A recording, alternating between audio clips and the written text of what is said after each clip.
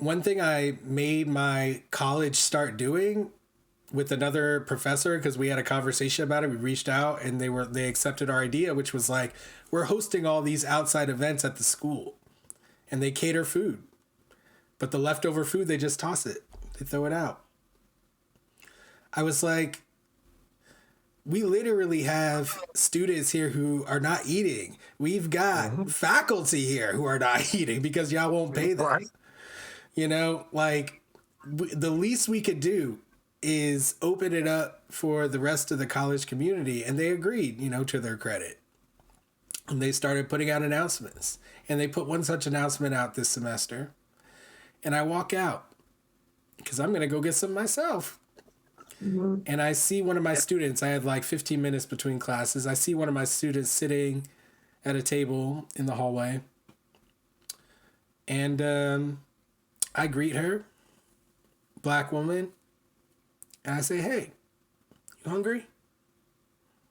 And she almost cried because she was that food insecure, wasn't sure how she was going to, she literally was like, it's crazy that you asked me that. Like, and she told me all about her situation and whatnot. I was able to give her resources that the school actually does have in order to help her out.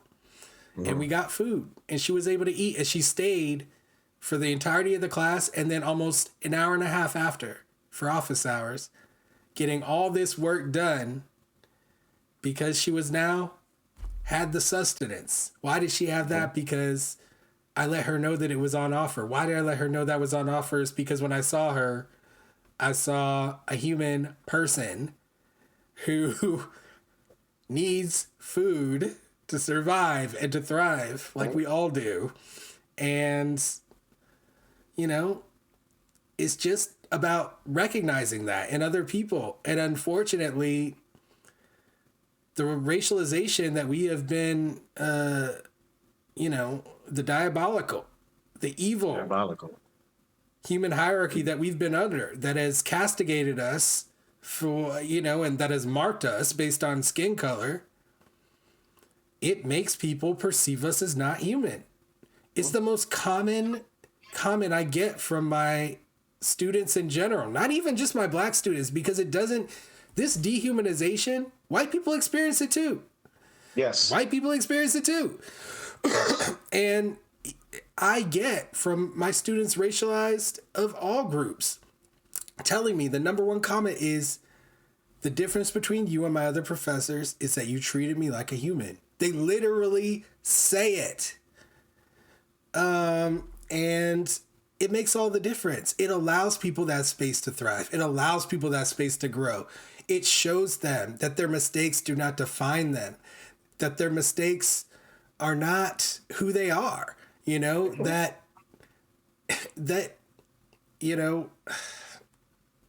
Yeah. Hey, man, look, those, first of all, kudos to you for doing that, because you started by saying you're a man of action.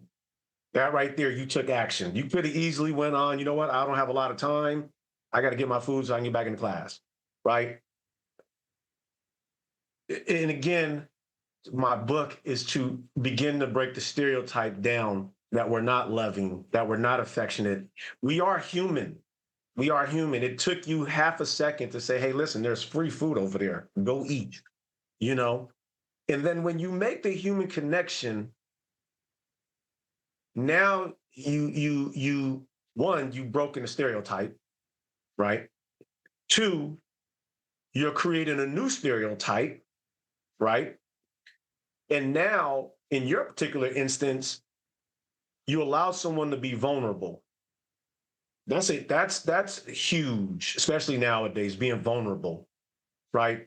Because now you've unmasked some things. And I think as Black men, when we understand this racial component, like you said, the evolution of understanding, I hope and think that we become a little bit more human-centric to allow, to almost give someone the permission to be vulnerable with us, right? Because I mean, I'm not a scientist, and I haven't taken any scientific data or did any research. But I don't think it'd be a high number if you ask people behind closed doors if they feel safe being vulnerable around Black men. Because again, going back to what we've never been given that opportunity to show that side of us, right? So I just want to admire you and say, you know, how phenomenal is that you recognized it, you acted upon it, and it wasn't necessary you doing it because you're a Black man. It was doing it because you're a human, and you acknowledge someone else's human existence, and then we created this whole different narrative. That's all it takes, You know what I'm brother. saying? That's all it That's takes. all it takes. That's all it That's all it takes. takes. And You know? and honestly, it's really easy. It doesn't cost that much, you know, and yet it's in such short supply that students are so grateful when they get it. Mhm. And it's devastating. It's a devastating reality for me to be living sometimes and experiencing. Thanks for watching. For access to the full-length conversation and all of the 2-hour-long unedited conversations that I've had on race, click the support link in the description below. Thanks for your support, and see you next time.